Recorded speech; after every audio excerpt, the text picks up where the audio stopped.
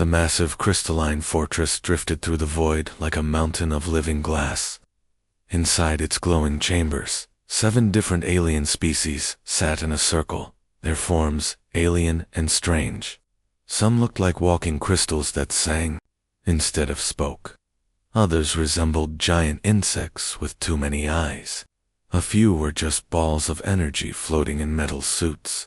They all stared at the same holographic display showing a small blue planet, spinning peacefully around its yellow star. Earth, spoke the crystal being, its voice like wind chimes in a storm. The humans have become too dangerous. Their wars, their weapons, their hunger for conquest. They will destroy us all if we let them spread to the stars. Admiral High floated in the space between dimensions, watching this meeting through sensors that should not exist. His ghost company's soldiers hung around him like deadly shadows, invisible to the aliens' technology. They had been humanity's most secret weapon, trained to fight from pocket dimensions that existed between normal space and time. Category 7 extinction threat, continued the alien leader. The highest level. There is no choice. We must use the erasure protocol. Lieutenant Soyoung checked her weapon, a phase rifle designed to kill things that shouldn't exist. Her young face was hard with anger. Admiral, they're talking about wiping out our entire species. I know, Hien Wu whispered back through their quantum communicators. Stay ready, stay hidden. Around Earth, massive weapons began to power up. They looked like twisted spears made of pure energy, each one the size of a city. The hegemony had built these weapons for one purpose only, to completely erase things from reality itself, not just destroy them, but make it so they had never existed at all. Firing sequence initiated, announced another alien, this one looking like a mechanical spider. All quantum phase cannons online, target locked. Hien watched helplessly as the weapons began to glow. In normal space, Earth continued spinning, unaware that death was coming. 12 billion people lived their lives, loved their families, dreamed their dreams, not knowing they had only seconds left to exist. Energy at maximum, reported the spider alien. Erasure protocol, ready for execution. Fire, ordered the crystal leader. The weapons discharged in perfect silence. Beams of impossible energy reached across space in an instant, touching Earth like the fingers of an angry god. But these weren't normal weapons that burned or exploded. These were erasure beams that attacked reality itself. Earth began to fade. First, the cities disappeared, then the oceans, then the continents. People, animals, plants, mountains. Everything that had ever lived or existed on humanity's homeworld simply stopped being real. The space stations around Earth vanished. The lunar colonies faded away. The mining operations on Mars became nothing. In seconds, it was as if humanity had never existed at all. Mission complete, announced the mechanical spider. Human extinction confirmed. All traces of their civilization have been removed from space-time, but the aliens had made one crucial mistake. Their erasure weapons could only destroy things that existed in normal reality. The ghost companies operated from quantum pocket dimensions, spaces that existed between the cracks of the real universe. The weapons passed right through them, like light through glass. Corporal Dongman stared at the empty space where Earth had been, his face pale with shock. Sir, it's gone. Everything's gone. Our families, our friends, our entire world. Other soldiers began to whisper in horror and grief. Some wept, some cursed, some just stared in silence at the empty void where their home had been. We're the only ones left, whispered Sergeant Minho, a veteran soldier who had fought in 3 wars, the last humans in the universe. For a moment, Admiral Hien Wu felt the crushing weight of loss. Earth was gone. Everyone they had ever known was gone. They were ghosts now, the final remnants of a species that no longer officially existed. But then his training took over. His anger crystallized into something cold and sharp and deadly. He looked at his soldiers. 203. of the most dangerous fighters humanity had ever produced. They were invisible to the alien sensors. They had weapons designed to kill impossible things. They had been trained to fight wars that normal people couldn't even imagine. "Listen to me," he said quietly, his voice carrying to every soldier through their quantum communicators. "We are not the last humans. We are something else now. We are the thing these aliens created when they tried to erase us and failed." The soldiers looked at him, grief slowly being replaced by something harder. "They think they won," Hyan Wu continued. "They think humanity is gone forever. They're celebrating right now, dividing up our territory, planning their peaceful future." He smiled, and it was not a pleasant smile. "They have no idea what they've done. They've taken away our homes, our families, our reasons for mercy. They've freed us from every law, every rule, every limit that civilization placed on us." The Admiral looked out at the alien fortress, at the creatures who had murdered his entire species.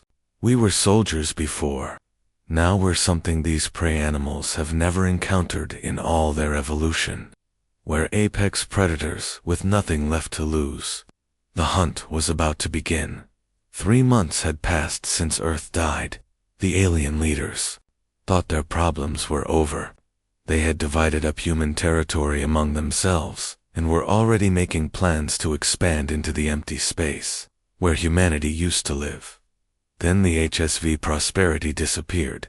Captain G1 watched from her invisible position in quantum space as the hegemony search ships moved in careful patterns around where the patrol vessel had been. The aliens flew in tight formations, their sensors sweeping back and forth like the eyes of frightened animals. "Look at how they move," G1 told her strike team through their silent communication system. "See how they stay bunched together. How they keep checking behind them." Sergeant Minho floated beside her in the dimensional pocket, his stealth suit making him almost invisible even to his own teammates. "They're scared of something." "Not something," G1 corrected. "Everything." These species spent millions of years as prey animals on their home worlds. They survived by hiding, by running, by working together. They never learned how to hunt. She pointed at the search formation below them. The crystalline Kethmer beings moved in the center, protected by the insect-like Vorthok drones. The energy-based Zephyrians stayed at the edges, ready to flee if danger appeared. "Watch their sensor sweeps," G1 continued. "They're looking for threats coming from predictable directions. From above, from the sides, from known attack vectors. They think like prey because that's what they are." Corporal Sung Mi checked her phase weapon. "What about us, Captain? What does that make us?" G1 smiled, but there was no warmth in it. "We're what ate the things that used to hunt them." The Ghost Company had been studying their enemies for 3 months. They had learned the aliens' languages, their technology, their weaknesses. But, most importantly, they had learned about fear. "The Kethmer communicates through harmonic frequencies," explained Lieutenant Eugen from her sensor station. "When one of them gets scared, they all feel it instantly. The Vorthok have a hive mind. Panic spreads through their entire collective like a virus. And the Zephyrians store memories in their energy patterns, including genetic memories of being hunted." Minho nodded slowly. "So if we scare one, we scare them all," G1 finished. "But we're not just going to scare them. We're going to teach them what real terror feels like." The Ghost Company soldiers checked their equipment one final time. Their weapons were designed for impossible wars, built to kill things that existed in multiple dimensions at once. Their armor could phase through solid matter while their bodies remained real enough to pull triggers and swing blades.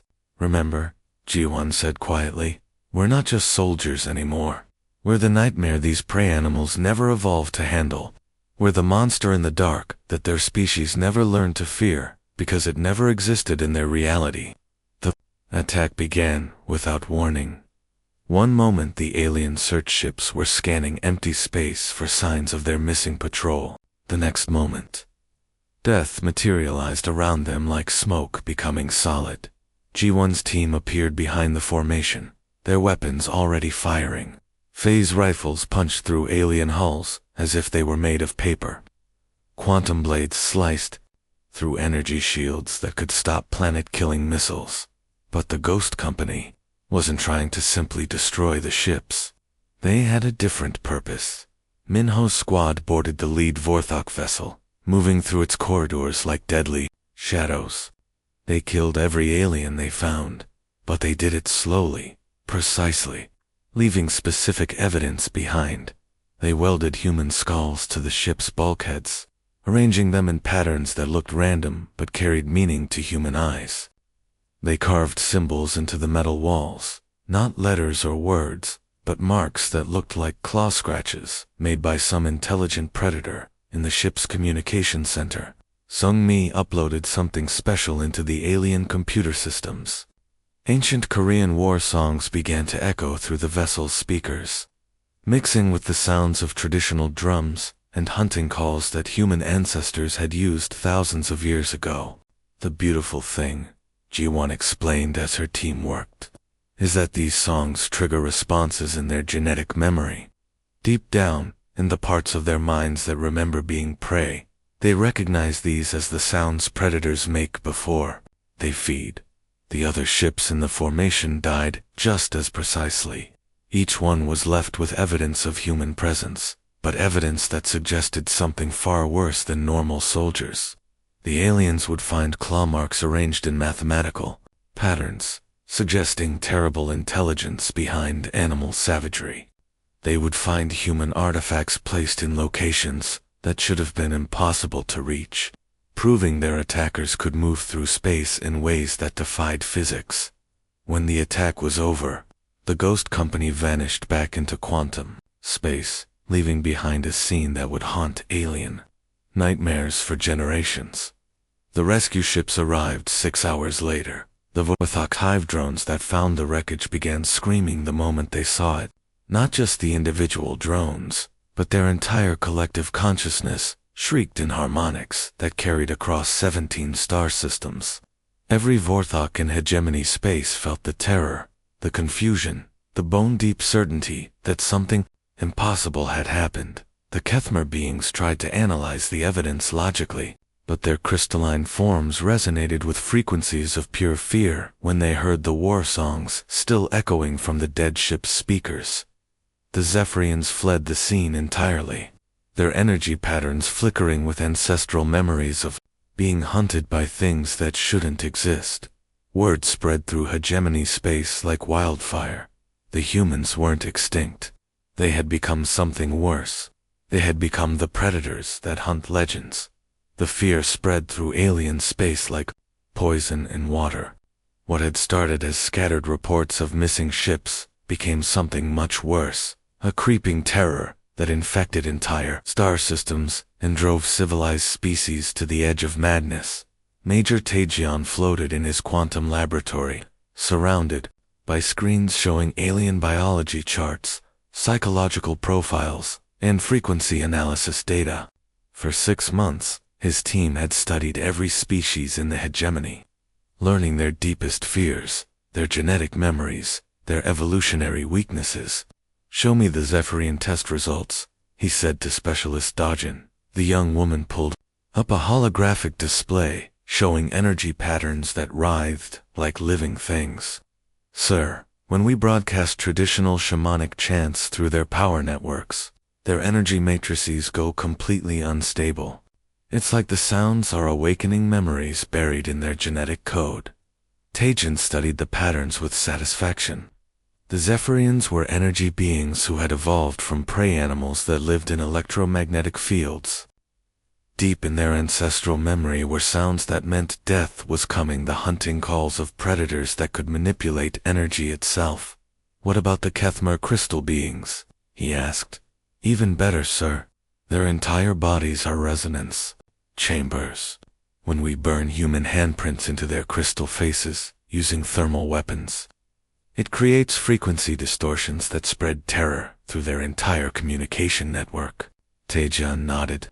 The crystalline aliens shared thoughts and emotions through harmonic vibrations, One terrified Kethmer could infect thousands of others with its fear, like a scream echoing through a cave system. And the Vorthok hive minds, smiled grimly. Ancient percussion rhythms, sir. Tribal drum patterns that trigger their flight responses. Their hive consciousness interprets the sounds as the approach of something that hunts in coordinated packs.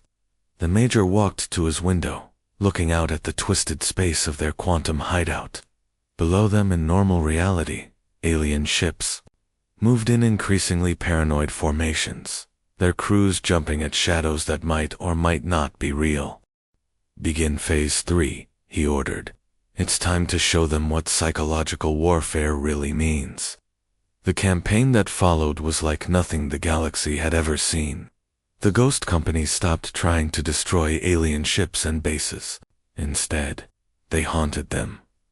Lieutenant Wujin led his team through the corridors of a major hegemony communication station. They moved like whispers of death, their footsteps making no sound, their weapons creating no light.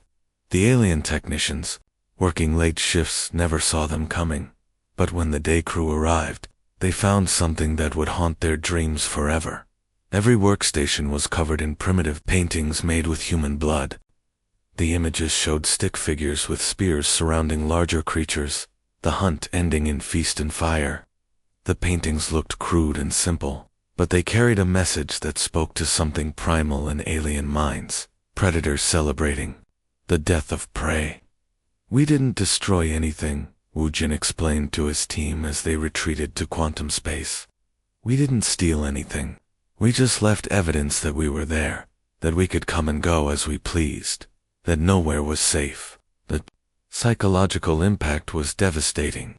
The communication station's staff abandoned their posts within hours. Word spread through hegemony. Networks about the blood paintings and the creatures that could walk through walls and vanish like smoke. Other Ghost Company units struck with similar precision. They left human skulls arranged in mathematical patterns on alien altars. They carved hunting symbols into the hulls of ships while the crews were still inside, somehow reaching areas that should have been impossible to access. They uploaded human war cries and death songs into alien computer systems, sounds that played at random moments to terrorize anyone who heard them. But the most effective weapon was simple: human handprints. Corporal Sujin specialized in thermal weapons that could burn permanent marks into any material. She would sneak onto alien ships and press her hands against crystal control panels, metal walls, energy conduits, leaving behind the simple mark of human presence burned deep into the surface. It's not what the handprint is, she explained to her squad. It's what it represents. It says a human was here, close enough to touch you, and you never knew it. The psychological effect rippled through alien society like an earthquake. Species that had worked together for centuries began to suspect each other of harboring human infiltrators. Council meetings became shouting matches as representatives accused each other of secret deals with the ghostly humans. The Kethmer started refusing to communicate with other species, claiming that human voices were somehow mixing with their harmonic transmissions. The Vorthok hive means began fragmenting as individual drones broke away from the collective, driven mad by phantom drum sounds that only they could hear. The Zephyrians started overloading their mechanical bodies with panicked energy surges. Whenever they detected certain frequencies, trust collapsed. The hegemony's unity, built over thousands of years of cooperation, began to crack and crumble. Military units refused to coordinate with ships from other species. Trade routes shut down as merchant vessels fled at the first sign of anything unusual. Entire colonies were abandoned when settlers found human symbols carved into their buildings. During the night, the aliens began to realize a terrible truth. The Ghost Companies weren't just soldiers seeking revenge. They had become something far more dangerous. Living nightmares that infected the mind and spread like a virus. Through consciousness itself, every alien that survived an encounter with humans carried the terror with them, passing it on to others through their stories, their screams, Their wide-eyed warnings about the monsters that hunted in the spaces between reality. The humans had learned the most important lesson of psychological warfare. Sometimes the fear of the enemy is more powerful than the enemy itself. The darkness of space erupted with violence as Commander Hajen watched his soldiers die. Through his quantum sensors, he could see the battle raging in the Kepler Nebula, his best warriors, fighting against enemies that should not exist. The Apex Guard moved, like liquid death through the cosmic dust clouds. These were not the prey animals that humanity had been terrorizing for months. These synthetic beings combined the deadliest features of all 7 hegemony species into perfect killing machines. They had crystalline claws that could slice through reality itself, energy weapons that tracked targets across dimensions, and computational minds that learned from every mistake. "Ghost 7 is down," screamed Sergeant Minsu through the communication channel. "They're adapting to our phase technology." Hajun gripped his command chair as another signal went dead. These artificial predators were everything the organic aliens were not. They felt no fear, showed no mercy, and learned faster than any biological mind could process information. "Commander, we need to retreat," shouted Lieutenant Sujin from her position near the quantum engines. "We've lost half the strike force already." But retreat was becoming impossible. The Apex Guard units were tracking them through dimensional barriers that had hidden humans for over a year. Their quantum sensors cut through the ghost companies. Stealth technology like searchlights, piercing fog. Sergeant Yoon Bai materialized in the command chamber, her left arm missing from the elbow down. Crystalline blood dripped from the clean cut, and her face was pale with shock and pain. "They cut right through my armor," she gasped, clutching her severed limb. "Their claws don't just cut matter, they cut through space and time itself. I watched my arm fall into a different dimension." Hajin helped her to the medical station, but his mind was racing with terrible calculations. The Apex Guard wasn't just superior technology, they were learning machines designed specifically to counter human tactics. Every trick the ghost companies used, every strategy they employed, was being analyzed and countered within minutes.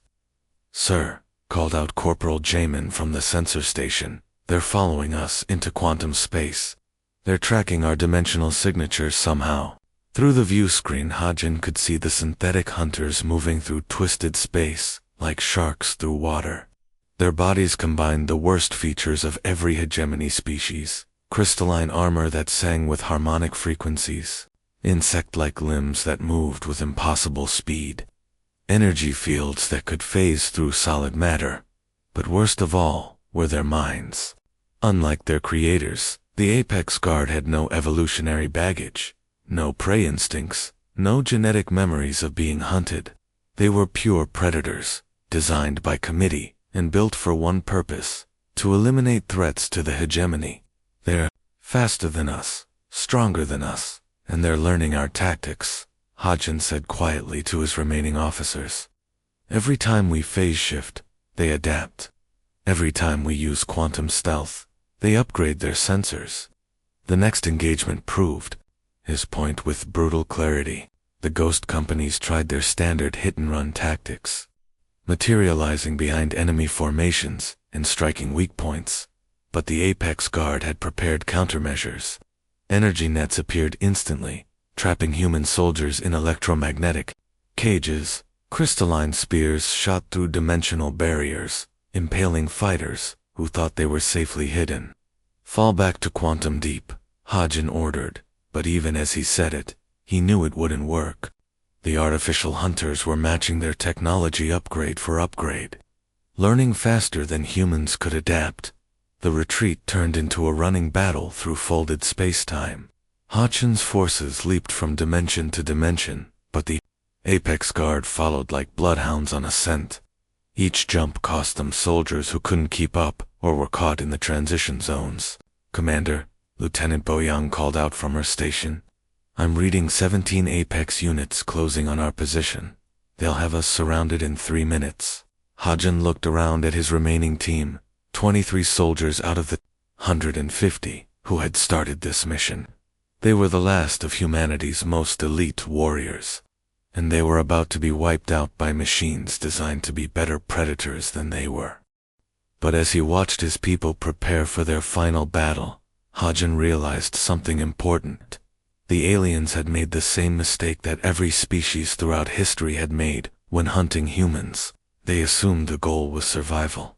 "Listen to me," he said quietly, his voice carrying to every soldier through their quantum communicators. "We're not going to win this fight. These machines are better than us in every way that matters for combat." He could see the fear in their eyes, but also the determination. These were humans who had already lost everything: their world, their families, their entire civilization. Death held no terror for people who were already ghosts. "But they made one critical error," Hagen continued. "They think this is about military victory. They think we're trying to survive and rebuild. They don't understand what we've really become." He activated the final battle plan, knowing it would cost the lives of everyone in the room. "Initiate Orpheus Protocol," he ordered. "Half of you are going to die here buying time for the others to escape, but your deaths are going to purchase something more valuable than victory." The soldiers looked at him with understanding. They had all studied the ancient myths of their lost world. Orpheus had descended into hell not to conquer death, but to sing a song so beautiful that even the dead would remember it forever. The sacrifice began, and with it, the final transformation of humanity's last warriors into something that would outlive them all. The space between dimensions shattered like crystal as Commander Hodgson led his final assault through the twisted corridors of quantum reality. Around him, the last remnants of humanity moved like deadly shadows. 200 soldiers from a species that had once numbered in the billions. "Remember," Hagen spoke quietly into his communicator as they approached the massive hegemony capital ship. "We're not here to win a war. We're here to make sure they never forget what happens when you try to erase humanity." Lieutenant Sojin checked her weapons one last time. Her young face was calm, almost peaceful, despite knowing she would die in the next few hours. "Sir, the Apex Guard is already moving to intercept us. How long do you need?" 10 minutes, Hagen replied. "Give me 10 minutes inside their command center, and I'll give them nightmares that will last forever." The plan was beautiful in its terrible simplicity. While Sojin's team drew the attention of the synthetic hunters, Hagen would infiltrate the alien command node at the heart of their capital ship. But he wasn't going there to plant bombs or steal secrets. He was going there to upload something far more dangerous than any weapon ever built. The assault began with violence that lit up the darkness of space. Sojin's fighters materialized around the capital ship like angry ghosts, their weapons tearing through alien defenses. The Apex Guard responded instantly, their crystalline claws and energy weapons cutting down human soldiers with mechanical precision. But the humans weren't trying to survive. They were buying time with their lives. Hagen phased through the ship's hull while the battle raged outside, his quantum stealth technology hiding him from sensors as he moved through alien corridors.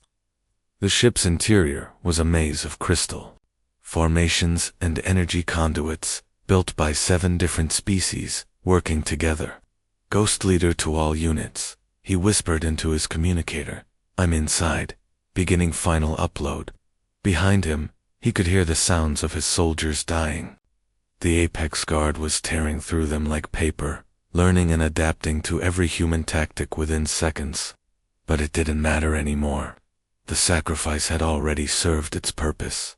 Hagen reached the command center and began his work. His fingers moved over alien controls with practiced skill, hacking into systems that had been designed by species far more advanced than humanity. But humans had always been good at one thing: finding ways to hurt their enemies, even when outmatched. The upload began. Into the hegemony's central database, Hagen poured the entire cultural memory of his extinct species. Every human story about monsters that lurked in darkness. Every folktale about predators that hunted between the spaces of normal reality. Every legend about things that went bump in the night, refined through millions of years of human evolution and compressed into a weapon that attacked the mind itself. Korean shamanic chants that spoke of spirits who devoured the living. Ancient hunting songs that triggered prey responses in any creature that heard them. Stories of creatures that could walk through walls, that hunted in packs, that fed on fear itself. But more than just stories, Hajun uploaded the psychological framework that made humans such effective predators. The instincts that allowed them to track wounded prey across impossible distances. The pack hunting behaviors that let small groups take down creatures many times their size. The ability to use fear as a weapon more deadly than any blade. Upload at 60%, he reported calmly, even as alarms began blaring throughout the ship. The Apex Guard had detected his presence and were moving to stop him. Through the command center's windows, he could see the battle outside. Sojin's team was down to a handful of fighters, their ships burning as they made their final stands against overwhelming odds. But they were still fighting, still buying him precious seconds. 80% complete. The first Apex Guard unit burst through the command center doors, its crystalline claws gleaming with deadly light. Hajin drew his sidearm and fired, knowing his weapons couldn't really hurt the synthetic creature, but needing to slow it down for just a few more moments. 95%. The Apex Guard's claws swept toward him, cutting through the air with supernatural speed. Hajin felt the razor-sharp crystal slice through his chest, opening wounds that no human could survive. But his hands never left the alien controls. Upload complete. As Hajin's life faded, he smiled and spoke his final words into the communication system, knowing they would echo through quantum space to every corner of hegemony territory. We are the ghost of Earth. We are what you fear when you close your eyes. The psychoviral payload spread through alien networks like wildfire. Within hours, every hegemony computer system was infected with humanity's gift, the knowledge of what it meant to be prey, delivered by the species that had perfected the art of being redditors. 50 years later, the effects were still spreading. Hegemony space had become a collection of isolated, terrified settlements. Ships reported hearing phantom voices singing Korean lullabies through their communication systems at random hours. Colonies abandoned entire planets after workers discovered shrines to unknown human ancestors built overnight in impossible locations. The 7 species barely spoke to each other anymore. Each was convinced that the others were harboring invisible human infiltrators. Trade collapsed. The great alliance that had once seemed destined to rule the galaxy had fractured into paranoid fragments. And in the darkness between stars, unexplained events continued to occur. Ships disappeared without trace. Crews reported seeing human figures in empty corridors. Ancient Earth music played from speakers that had been disconnected for years. The ghost companies were all dead. Their bodies long since turned to dust. But their legend had become something immortal, a virus of fear that infected every alien mind it touched. The hegemony had succeeded in erasing Earth and everyone who lived there. But in return, humanity had become the nightmare that would haunt alien dreams until the universe itself grew cold and dark. They had tried to delete the predators. Instead, they had set them free to hunt forever in the realm of legend and terror, where death could never reach them again.